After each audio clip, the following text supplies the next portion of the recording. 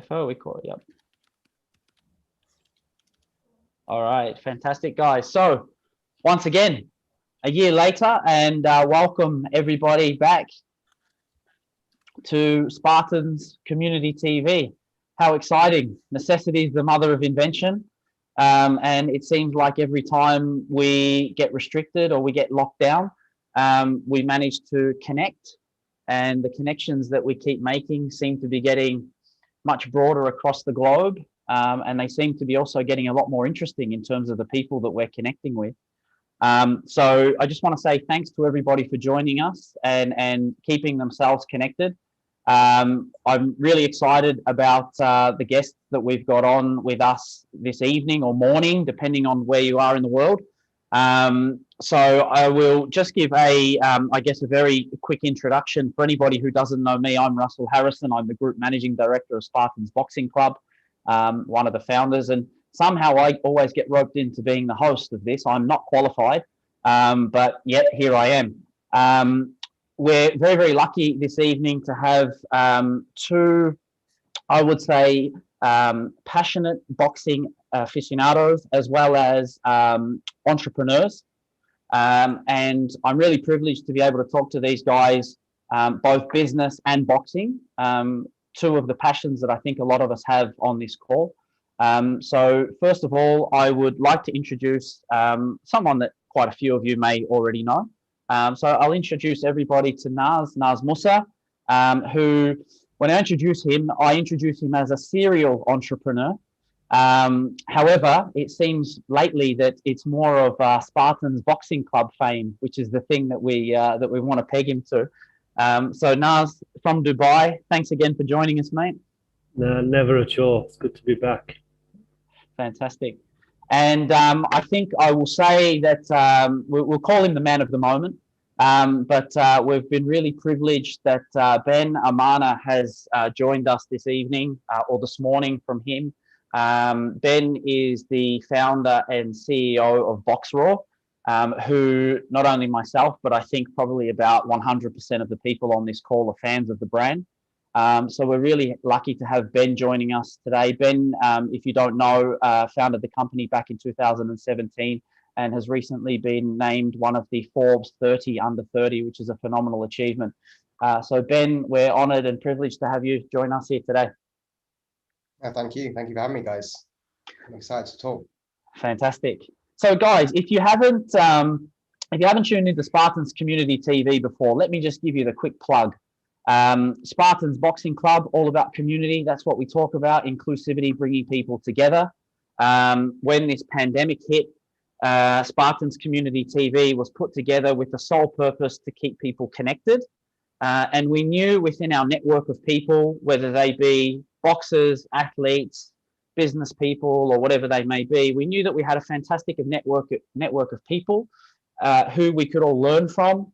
And who would be great to be connected with. And so during this period where we seem to have a little bit more time to sit down in front and have a bit of a chat in front of a screen, it's fantastic to be able to just keep that connection running and learn from people. For anybody who didn't see any of our previous episodes, we've done a number of these now. I think this would be technically, we've called this a special episode. Technically, it would be season 4 of Spartans Community TV. The first one we started with was the last lockdown for the pandemic. We had local celebrities such as Charlie Lim, Sheikh Haikal joining us. We had international athletes like Richie Comey, the Maloney brothers from Australia, as well as Mark Magsayo in the boxing space. So former and future world champions, as well as a number of local athletes on the Singapore scene as well. So amateur boxers like Dinesh Azalea, Velventan, Fash the Face, and a whole plethora of business people as well. So we're really trying to capitalize on this fantastic community that we've got together. This evening, guys, we're probably going to take about 40 or so minutes. So buckle in and get ready for the ride. We're going to have a chat, first of all, to Naz. And we're going to talk to Naz about all things entrepreneurship. So we'll talk to Naz first. We'll talk to him a little bit about Spartans and what's been happening with Spartans, but probably more excitingly, what is going to happen with Spartans in the very near future. Once we've had a chat to Nazar, then we'll cross over to Ben and talk all things Boxraw and the huge impact that Boxraw plans to make in the world of boxing, and he's already making. So Naz, we'll go over to you first, mate. Like I said, serial entrepreneur, but let's talk boxing first. Should we never mention the fact that Ben is half my age? Should we never talk about that? I wasn't going. So I had thought about it. I thought we will talk about the tried, tested, and battle-proven entrepreneur, and then we will talk about the young, up-and-coming superstar. But I didn't want to position it that way for your sake. Thank you. Appreciate that. I mean, the grey hair, the no hair against the youthful look. Yeah. So, mate, before we get into that, though, before we get into the business side, I always love to hear, one of the things that you and I talk about is that every single boxing gym has got a story, and the people in boxing gyms have got phenomenal stories. And I think how Spartans Boxing Club and your love for boxing is really an interesting one. So for anybody that doesn't know you, let us know how you got involved in boxing and how your interest came about. I got involved in boxing out of necessity. I lived the Dubai life pretty hard from 2005 to 2008. And those of you who've been to Dubai know what I mean by that. But I reached 123 kilos, which is a meaningful weight, to say the least. And my doctor said, you got a couple of choices. One, lose 40 kilos, or two, you've got 10 years to live, but it'd be an awesome 10 years, but it'll be over in 10 years. So I decided, despite how awesome that 10 years could be, I'd rather not. And so I tried to find ways to lose the weight, right? And I couldn't do it. I got to start running, get to breathe, start swimming, go to the gym, look at girls, not do any work. Nothing was working. And then somebody said to me, there's a dirty gym in the sort of industrial district of Dubai at the time. So go try that. So I did. I fell in love. I walked into the gym, stank, blood everywhere. There's a young kid who is, what she called me, the ex-IBF flyweight champion of the world, who just gave me a skipping rope and told me to skip, and I loved it. And I loved it. And yourself, right? You concentrate. If you don't concentrate during a boxing session, then somebody punches you in the face, and that is a pleasant experience. So I just thought, you know what, this is it, lean in. So I booked myself a white collar fight. 3 months later, lost 40 kilos in 3 months, learned how to fight, and then got in a ring in Dubai in front of 800 people, 800 very drunk people, against the Kiwi guy with all the Maori tats and all this. And I fought at 84 kilos and won. Otherwise, I'd never tell you the story. But apart from that, well, this is the thing, right? I've stayed that way ever since. I'm between 80 and 85 ever since, and deliberately. And it's only because of boxing. Boxing, without all the drama and all the sort of superlatives that you can use, it saved my life, and it continues to do so. Fantastic. It's a great story. And so, in the midst of that story, as you said, you were living the Dubai life. So I know that going back from when you were in the UK, you had already started, I guess, what you would call this entrepreneurship journey. So, tell us a little bit about the sorts of businesses that you've been involved in over the years that then sort of eventually led to Spartans. Yeah, so I left university and went straight into the travel industry, and I had a year in a place called Magaluf, which some of you might know, some of you won't know, but it's a bit of a rough place in Mallorca, Spain. Then I had 2 years in Jamaica, and then I came back and joined a small company in London, and we made it a big company. I became the director of that company. We sold it to lastminute.com in 2003, and I joined the board of lastminute.com and stayed there until we sold that to Travelocity in 2005. And then I came on holiday to Dubai, and I really liked it, and I decided to stay here. So I did, and started a travel business, which I sold in 2008, another travel business, which still goes on now. And then we did a daily deals business, which we sold, and that took me to Singapore. So in 2012, the acquirer of our business was a company called livingsocial.com, and they asked me to come to Singapore to be CEO for Asia. I came over 2012, 2014, we sold that business. And my wife was basically, who was my girlfriend at the time, said, sick of moving around, you have to stay here for a while. But you can't stay in the house and just get fatter. So I opened a boxing gym, and the first Spartans in Jucha was around the corner from our house. And it was fundamentally and solely built around the fact that didn't have to get in a cab to go into town to train at Vanda, and I could just come around the corner and train at my own gym. And then 6 months later, I guess, Russ, you came on board. I've managed to make some investments, and one of them took me to Sydney. So I went to Australia for a couple of years. And then in late 2018, early 2019, we decided to stop gallivanting, find a home, set up some properties. And we came to Dubai. And so we moved to Dubai and bought a house and bought nice furniture and nice dining force and settled down a little bit. And now this is home. And we started the first Spartans 2015, wasn't it? Yeah. 6 years ago. Yeah, so end of 2015, and I guess it's been an interesting thing for you to watch the Spartans business.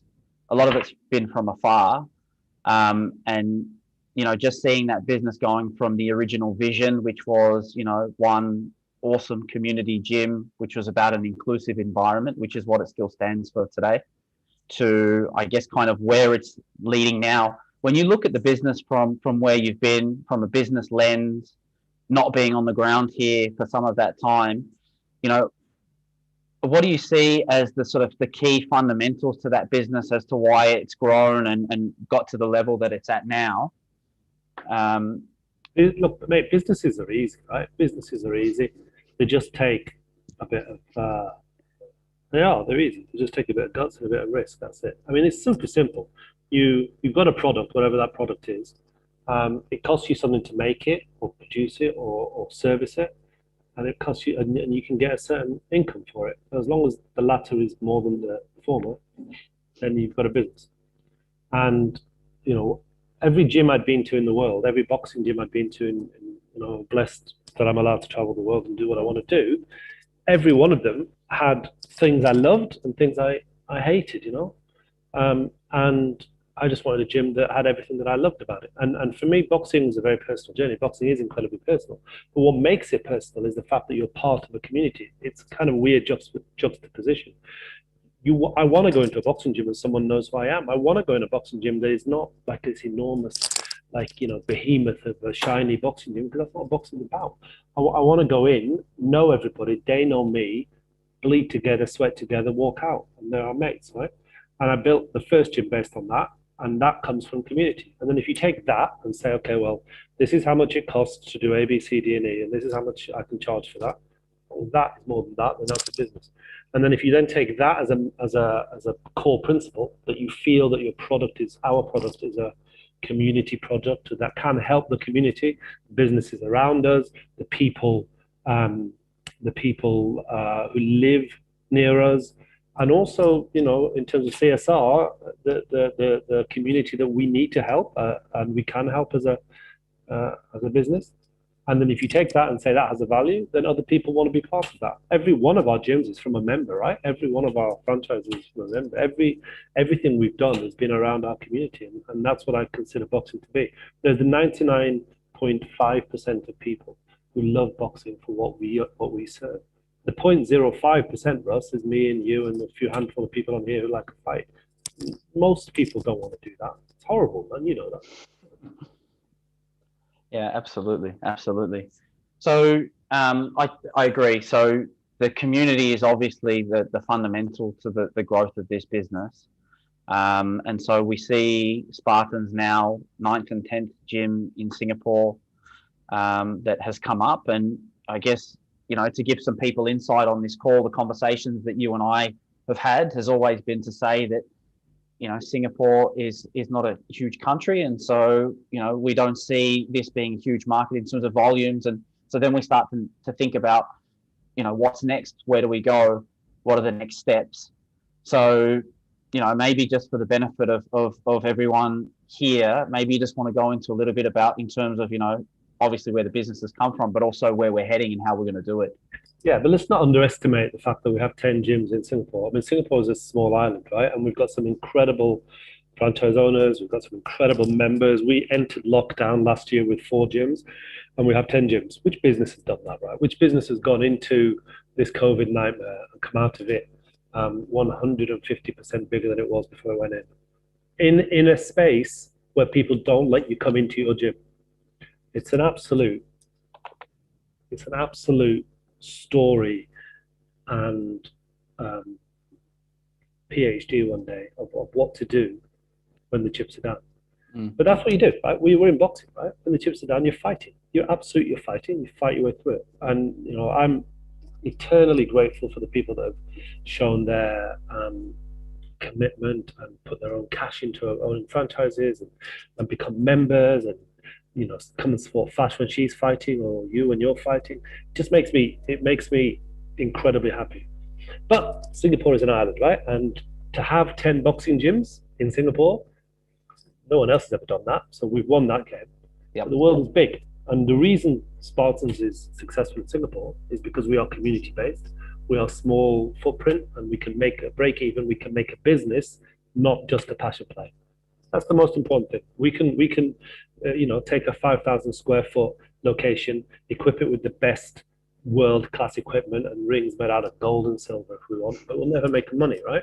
But this is a business, and we run it like a business. And Singapore's full of communities. The world is full of communities. Boxing can help every one of those communities. I've been reading a lot about your Ben's CSR initiative. I think it's spot on. It's exactly it. Boxing helps people. Boxing saved my life. Boxing took Richie off the streets of Ghana through Dubai to now living in New York with a new baby and about to regain his IBF world title, right? Boxing changes lives, and communities start that process. And there's a lot of communities in the world, and also a lot of communities that you can build a business around. So we're now going to start, and we've started already. In fact, we Spartans Boxing Club Middle East Limited is an incorporated business that we have here in Dubai now. We're opening our first non-Singapore gym here at the end of August, inshallah, at the end of August. And our plan is to have 65 of those gyms around the region by the end of next year. Simultaneously to that, we are in the process of raising, and will raise, to open 4 gyms in Australia, 1 in each state, in Perth, Brisbane, Sydney, and Melbourne. Yep. And we'll use those as we used GChat, which is corporately owned gym that'll act as our window for members to join, for people to see what we do, for communities to get involved, and for us to grow our footprint throughout Australia. And we're doing it in a very considered and thought through process that is fundamentally based around the fact that I'm here, so I know we'll start, grow, and expand our business over here. Russ is an Aussie. And don't hold it against me. Knows the market better than anybody. I lived in Australia before I moved here a couple of years ago in Sydney, and my coach down in Sydney, Io, and his wife are very, very supportive of Spartans and will support us in the New South Wales area. We have investor interest, and we're going to run them as businesses. And then, end of next year, we're going to have a business that's close to 100 gyms.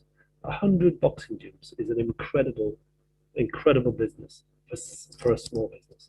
We're a small business, right? And I'm super excited about it.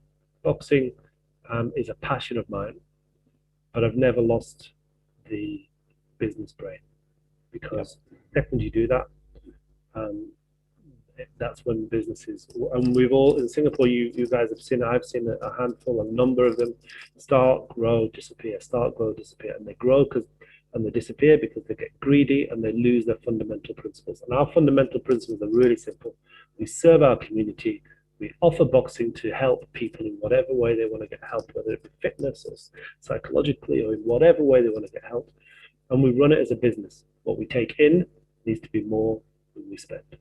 Simple. Yeah, fantastic. Awesome. Couldn't have said it any better myself, and that's why we get you to say it. You could. Russ, you'd play yourself down, mate. For someone with as many tattoos as you've got, you're very, very good. Mate, they make me tough, they don't make me smart. Now, before I jump over to Ben, I'm going to ask you a couple of quick fire fun questions. AJ or Fury? AJ, by knockout. 7 or 8. AJ by knockout. Yeah, 7 or 8. All right, let's take it one step back. Wilder or Fury? Fury by knockout, even earlier, because he's pissed off now. Okay, all right, no problem. Lightweight division, who's the king right now? Tough one. No, I think that Teofimo is the king of fighter. Okay, big call. And will you be watching Mayweather Paul? Yeah, I will. Well, I'm going to follow that up, right? I'm going to watch it like sometimes I watch wrestling. I'm also going to watch it like sometimes if there's an accident on the road, I do slow down and have a look. Now, I also, one more thing I want to say about that. The best thing that Floyd could do for the boxing community around the world is 25 seconds into round one, jab him hard to the body or take his kidney out, take his soul from his body shot. Watch him writhe around the ground, take the microphone and say, you do not play at boxing. Boom, drops mic. Walk out with his 100 million. Yeah, I can't see him doing that. I can't even. Yeah. All right, mate. Fantastic. That's great. Really appreciate it. Thanks for giving us the insights. And looking forward, hopefully, to seeing you in Dubai in August. July. You're coming in July, right? Well, end of July. Let's see. Yeah. All right, mate. Fantastic. So everyone, thanks to Naz. Ben, we're going to cross to you now, mate. So thanks for waiting patiently there for us. It's given you a pretty good insight into the Spartans journey, anyways. Yes. Yeah, I'm looking forward to picking your brain as well on the big ticket items like AJ Fury, etc. But we'll get to those in a while. Mate, so I introduced you before. So founder and CEO of Boxraw, you guys launched back in 2017. Congratulations on phenomenal success as a business. And if I can just say this, because a lot of the people on the call will appreciate this, I got to know of Boxraw because all of my coaches, trainers, and members in a number of our gyms, we just kept getting packages delivered. Right, and literally every week there would be more Boxraw stuff that would arrive, and some people have got, including my wife who's on this call, had a bit stuff just kept getting delivered. So we found out that the product was amazing. We all run around in 35-degree heat with haggler suits on. Don't know why, but yeah, mate. I just wanted to say congratulations. It's a fantastic brand. I admire the business, and kudos to you for a great job that you've done in such a short period of time. Thank you, man. I appreciate it. Yeah. We're very far away from where we need to be and where we want to get, but nevertheless appreciate the kind words and the support from everyone. Not a problem at all. Now, mate, I'm really curious. So it's always, as I said to Naz, everyone's got a story when it comes to boxing. So, tell us about, what's your background in boxing and how did you get interested in it? Yeah, so I got into boxing at the age of 12. I had no interest in boxing. I just wanted to learn how to fight. My parents came from India. They were Christian missionaries. So we lived in India till the age of 6, roughly. Moved to England, all white Roman Catholic school. Naturally was a subject, to a lot of bullying. Chased home most days from school, a lot of gang violence, stabbed at the age of 11. Come age 12, I realized it was time for me to stand up and start fighting back. So I joined the boxing gym just around the corner from me, actually. They had a free summer class and instantly fell in love with it, and then very quickly I just realized that boxing wasn't just about learning how to fight. It taught me the values of discipline, mindfulness, love, and all these characteristics, which still to this day, people don't associate with the sport of boxing. Now, being a brown Christian, I found it very hard to relate to people growing up. The brown group of people would be typically Hindu, Muslim, Sikh. They'd have their own group, and then the Christians were all white. So naturally, I was always the outsider. But whereas the boxing gym was a really interesting place, and it's interesting what you touched on, Naz, in terms of the community. But the boxing gym was the only place that I found that didn't judge me. They didn't care where I came from. They just cared about where I was headed. And what was super interesting was that, I'd see kids in the street from a different gang, and then they'd come to the boxing gym and their ego was left at the door. It didn't matter that I was from a different group, and typically I'd be scared of them. Whereas in the gym, we were all family, and it instantaneously, I just remember recognizing that this was my home. It was a community where they didn't judge me. We were all focused on our own mission, but at the same time so supportive. And then just all these other characteristics, like even the notion of mindfulness at the time that I'd never even sort of thought of. But then, I think the premise and tenets of boxing, at its core, the idea of hitting a moving object while it's trying to hit you back, while you're protecting your body, protecting your head and moving your feet in sync with the upper body. It requires focus like nothing else. You know, you can't think about the past, you can't imagine the future. You have to be present in the moment. And I remember just leaving boxing all the time and just feeling like my head was clear. And it's not till now when mindfulness has got a lot more exposure and people are a lot more aware of it, that, you know, I can now recognize that that's what I was going through, you know. And you know, the obvious notion of discipline, you know, I think for the first time in my life, you in an amateur gym especially, you recognize the value of your own hard work. You know, boxing is the one sport where you can't cheat the grind. You're going to get found out if you put in the work in. And furthermore, if you're part of a group, community, class, or an amateur club, week on week, you're going to see how you're faring against other people in the team, you know, or in the class. So again, I just think from such a young age, these principles were instilled in me, and the sport just took over. So by the age of 15, the coach at my boxing gym, maybe you guys shouldn't do this or have this model, but he allowed me to lie about my age on a college application form. So I became a personal trainer at the age of 15 and a boxing coach. And thanks to Indian genetics, I had a mustache.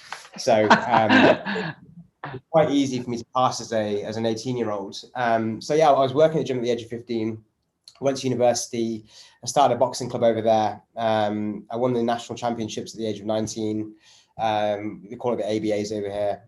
The boxing club group is the largest society at the university. We had over 950 members. Interestingly, over 70% were female. But this is 9 years ago now. And at the time, you know, we were doing these women's only box size classes, and this was unheard of. And it's interesting as well, what you touched on, Naz, is that people have their own reasons for getting into the sport of boxing. Now, I grew up in an environment where people were looking to fight, they're looking to compete, they're trying to get out of poverty.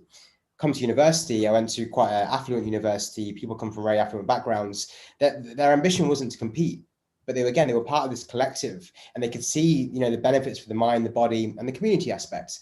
And we'd created this colossal society. You know, we had, again, 950 members compared to the second largest, with around 250 members for lacrosse, and it was absolutely unheard of. We have the largest intercollegiate boxing events in UK history between several universities, 3 times a year. Post-uni, string of boxing event companies, and then, I suppose everything, all roads sort of led to Boxraw. Yep. That's fantastic. Great story. And I think, you know, when you and I connected, I think it was a few months ago or whatever else, I had tongue in cheek sent you a bit of a cheeky message that was related to your mission in terms of, you know, being the reason that the world got into boxing.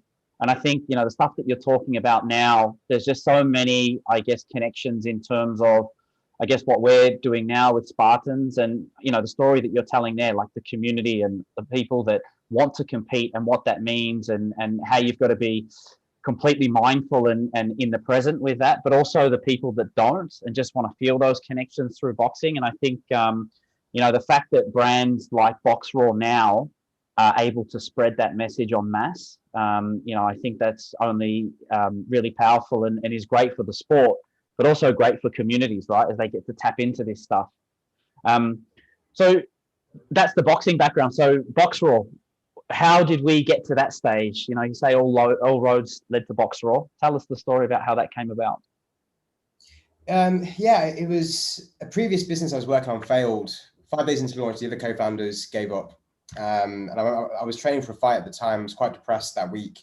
And I was running down the street in this Adidas tracksuit. And I remember just thinking that I want people to know I'm training for a fight. You know, I was proud to box. And the more I looked into it, there wasn't a brand that represented boxing. The brands that came before us, you know, the Everlast, the Winnings, Lonsdales, you know, they all just focused on the end result: fight night, boots, gloves, shorts. And they failed to recognize that, you know, it was actually the journey to get to that point what was most magical. You know, the fight night is one element of it. But again, linking back to what I witnessed on the streets, you know, in Coventry and the local amateur club, and then what I saw in the boxing gym at university, boxing had the power to bring people together.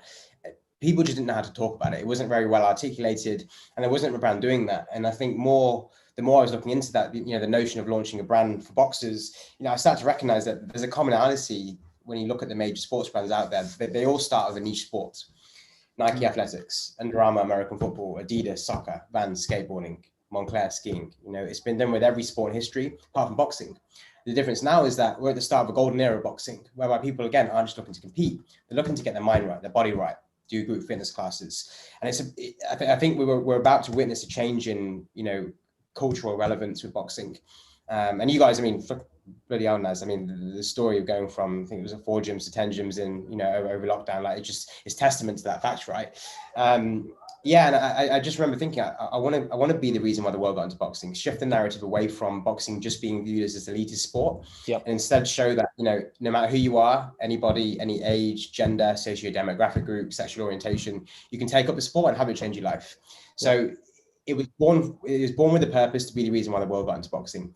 We just happen to sell great products. You know, we're actually in the service industry, and it's interesting because we've got so many things working on the background for 4 years, for 3 years that haven't even come to fruition yet. But we're playing a long game here. Yep. And you know, when you look back at sort of cultural trends in terms of sports, you know, 60 years ago, the notion of running down the street in a pair of running trainers was unheard of.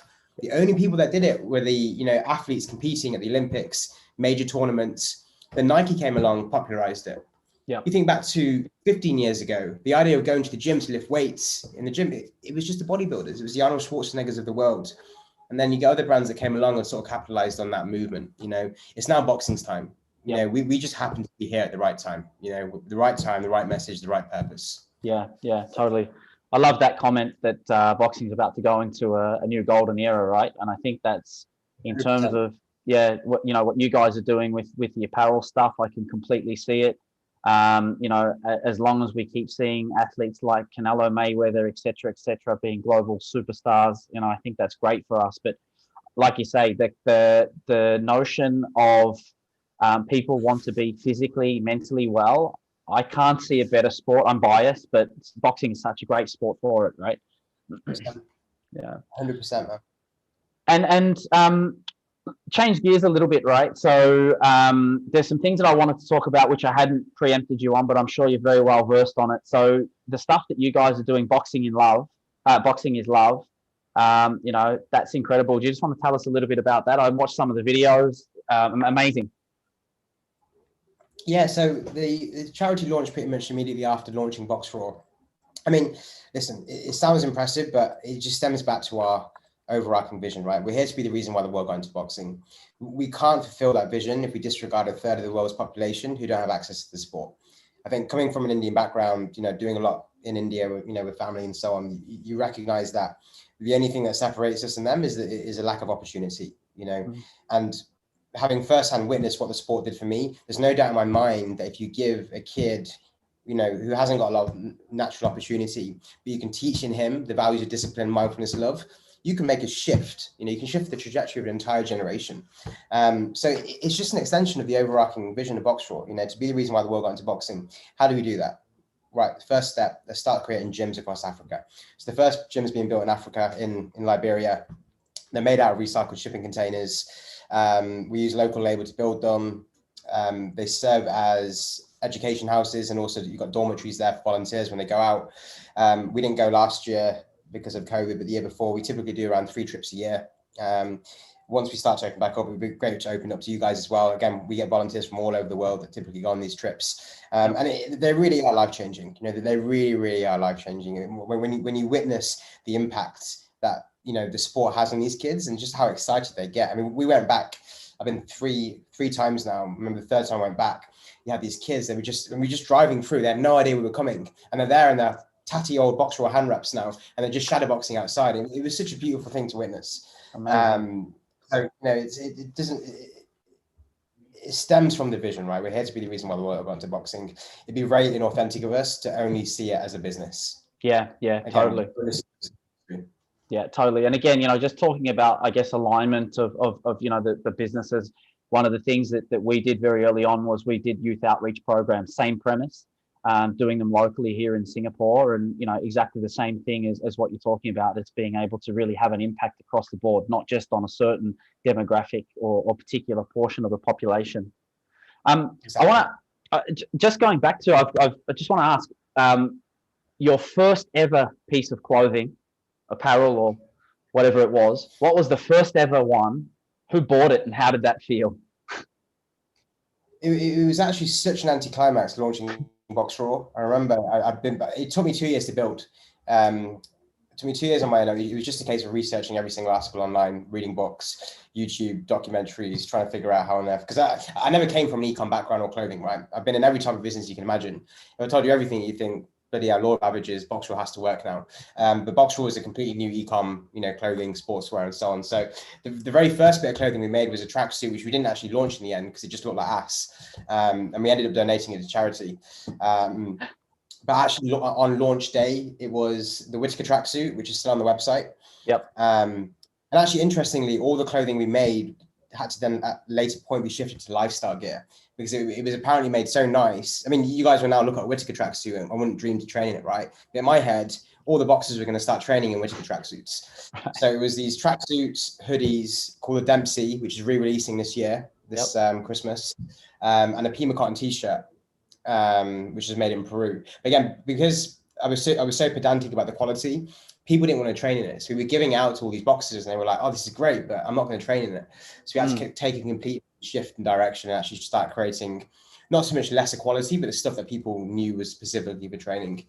The first sale happened 3 days into launch and it was just someone local from the gym. And I was so sad, man, because I remember the problem with Instagram these days is that you see people's success, right? And you see what they want you to see, which you think is success. Yeah. And in my head, I built up that because we did 2 years or a year and a half of pre-launch marketing. We had this Instagram page running. I don't know if there's anyone on here that knew about Boxraw before we launched, but the reason why we did so long pre-launch is just because I kept having to put the deadline back and back and back.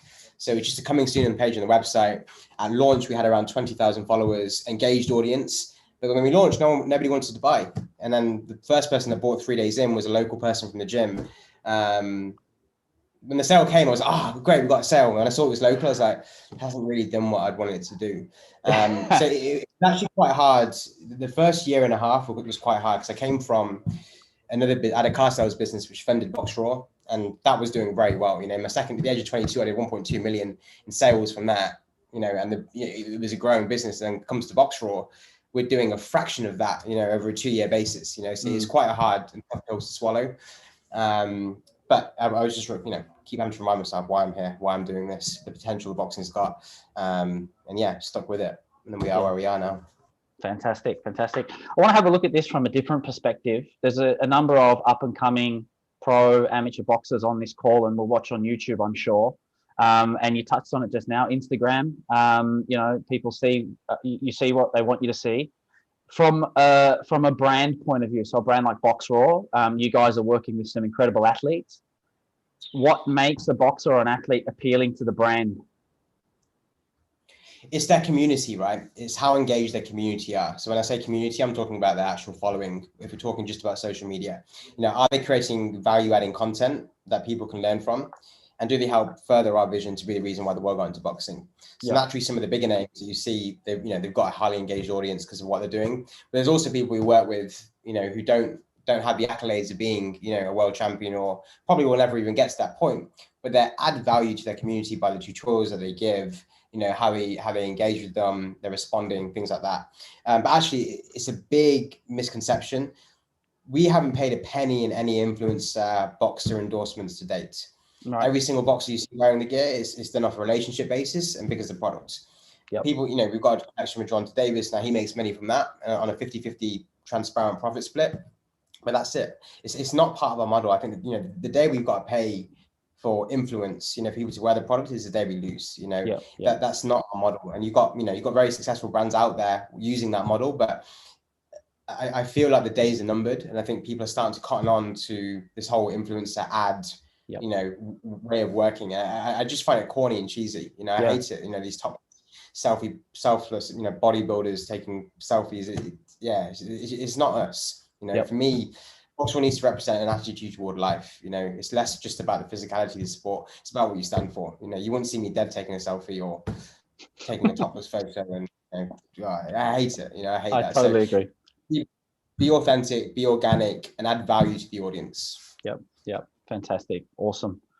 So let's change gears. Let's talk boxing for a minute. You mentioned Javante a minute ago. What a stacked division. Who is the best lightweight in the world? Who's the king of the hill right now? I'm going to have to disagree with Nazar. I'm going to go with Tank. Going with Tank? Yeah, it's my guy, man. He's my guy. Yeah. It's a hard one to pick. I really don't know. I think I was chatting to someone about it the other day.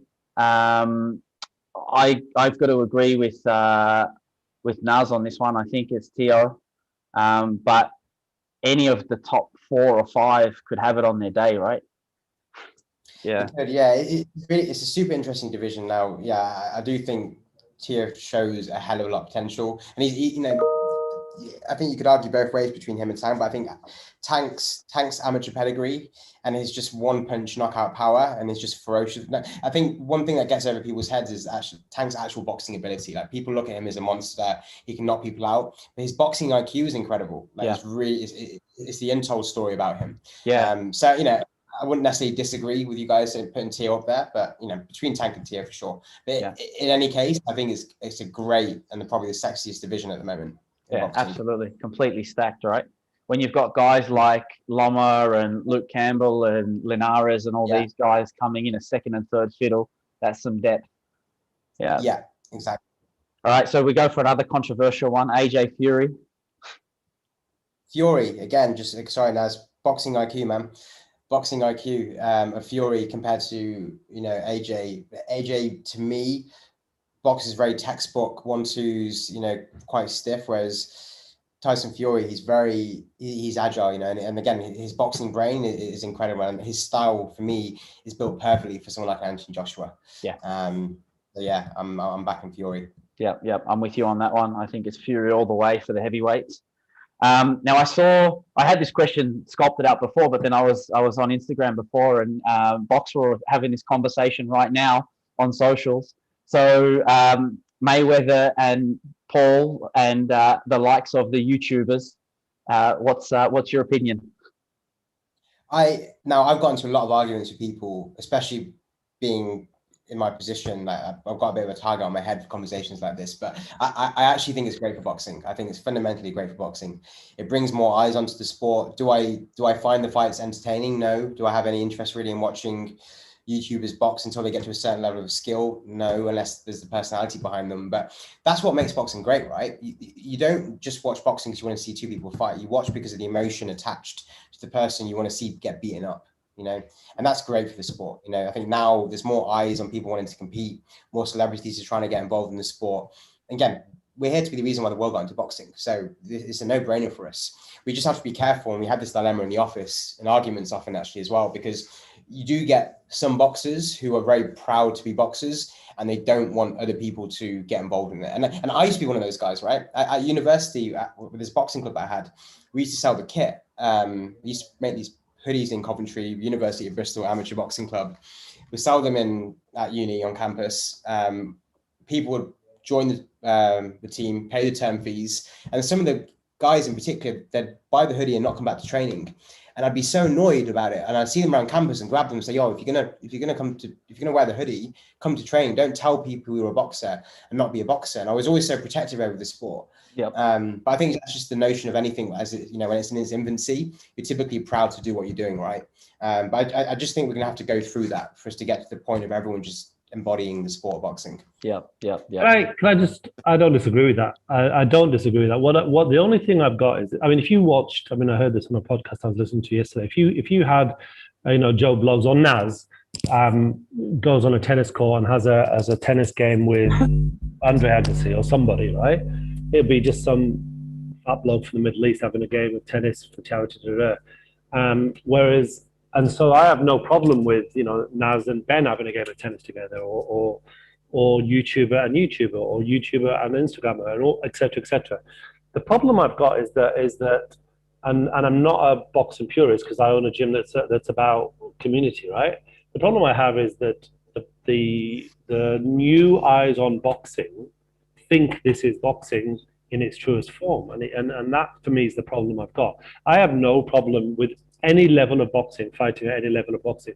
And the difference between me and Agassi having a game of tennis is I might return one of his shots, but he can, you know, and you don't know. Some on Saturday night, you know, some fluky right hook may catch the 3-stone lighter throw, and suddenly the new people in boxing thinks, oh, look at this, we now have a boxing superstar.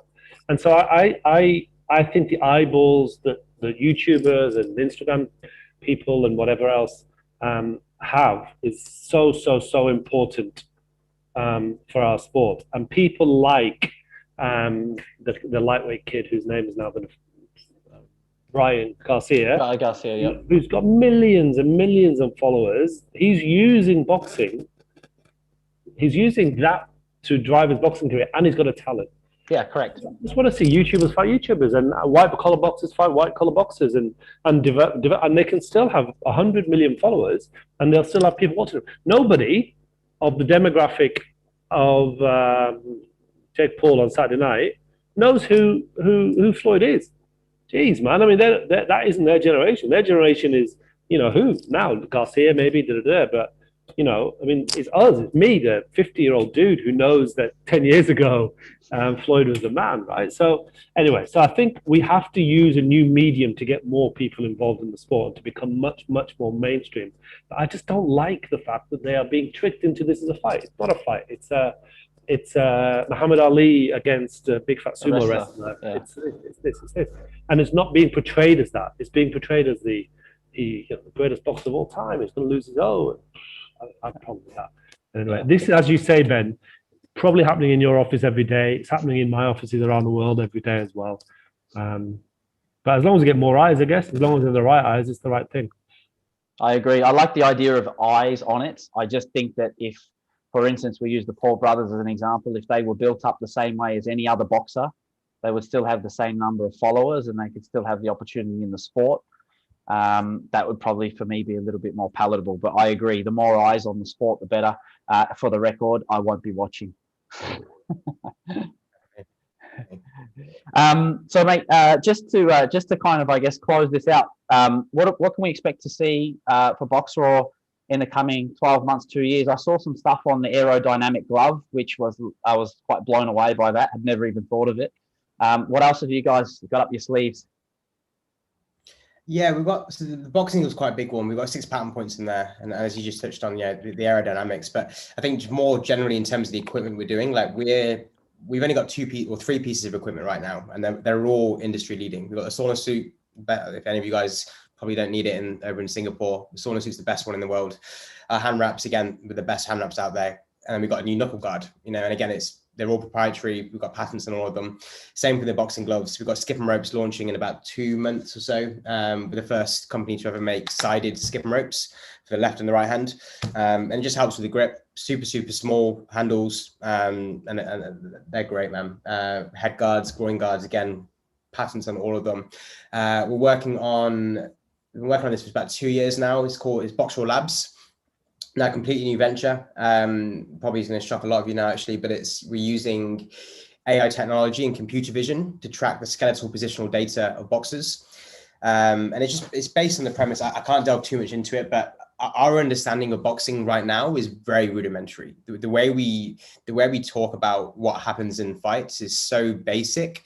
When you compare it to other sports such as F1 or football, American football, basketball, right? In all of these sports, there's strategies and gameplays, whereas within boxing, how we speak about the sport is very much based on instinct. Now you'll find a fighter after a fight who hasn't done that well, and his response will be, I should have boxed him more. I didn't box that well. What does that even mean? So essentially, Boxraw Labs is writing a new language for boxing using computer vision. There's no sensors involved. There's many commercial pillars to it. But within 2 to 3 years, you can expect Boxraw Labs to be the people explaining context around fights, in between rounds, after fights. Professional boxers are going to need to use this for their strategy. And more generally, I think it's just going to help bring more eyes into the sport. I think right now, the wider market's view of the sport is very basic. And now probably everyone on this call will be able to vouch for this. But the first time you stepped into the boxing gym, you're like, shit, I didn't realize it was like this. I thought it was just that, and it's not. It's not that at all. Right. So Boxraw Labs is a big thing in the pipeline. Office expansion, as I said at the very start of the call, we've got a new office being built over here. We're building another office out in the Philippines. Our customer service team are over there. We've got a team in Pakistan, our tech team, and then an office in New York. Wow. We've got 47 staff now. Only 25 are based over here in Coventry. We've got quite a global team. just given the nature of the volume of sales we've got globally at the moment now. Yep. It's a big expansion, man. Women's is gonna be a big push. I actually think longer term the women's has a lot more potential than men's. I've said that from the very start, even from back in the uni days. I just think it's so much more empowering for a woman, and I really believe that every person should know how to throw a punch. With a small frame, exerting that much force, it's empowering. So I just think that's gonna see a huge rise. Yeah, totally. Yeah, equipment, tech, charity. We would have finished our first boxing gym by then. We'll be going on to the next one, which will be in Nigeria. Fantastic. Yeah. Awesome, man. That's incredible. Well done. And just before we finish it off, I'm going to get a final word from both of you guys. Naz, you can go first. Any young or old entrepreneurs, best piece of advice you can give them? I just love listening to Ben. Just listen to this young man and watch what he's done. He's talking about taking the fundamental beliefs that drive his life and in some way monetizing them. My best piece of advice is something somebody very wise once told me. You be nice to people, everything will be all right. Great advice. Ben, for you? Yeah, I think my advice is to find your why. I think many people nowadays, because they see what's going on Instagram, they're set out to start a business. The problem is you're saturated with your feed nowadays with clothing brands or every type of brand out there, and people are just trying to replicate a concept because they want to make money. I think when you set out with business, and I've made these mistakes before where my businesses were just, I just wanted to be, I think coming from the background I came from, I had a huge chip on my shoulder. I only cared about making money. The problem is you get to a point of depression, and I've been to that point, right? I think when you can figure out what problem you want to solve, and you yourself can recognize there's a gap in the market, and you've got your why, then it will all come in together, right? We've got such a clearly defined why that every single decision we make stems from that, and it makes the decision-making process very easy. So number one piece of advice, find the why. Yeah, fantastic. Awesome. Guys, thanks so much. Ben, incredible hearing your story. I love Boxraw. Naz, thanks again. For everybody at home on YouTube, etc., thanks for tuning in. You can find all of your Boxraw products at boxraw.com. If you're in Singapore, you'll be able to find some of the stuff in some of the Spartans boxing gyms very, very soon. And look out for Spartans boxing clubs across the Middle East and Australia, franchising opportunities now. And, look out for all of this incredible community, charity, etc., that everything that Boxraw is doing. But again, Ben, Naz, thanks so much, guys. Really appreciate you guys taking the time. Cheers, guys. Thank you. Guys. Thanks, Ben. Thank you. Thanks again. Thank you, guys. Bye-bye. Take care.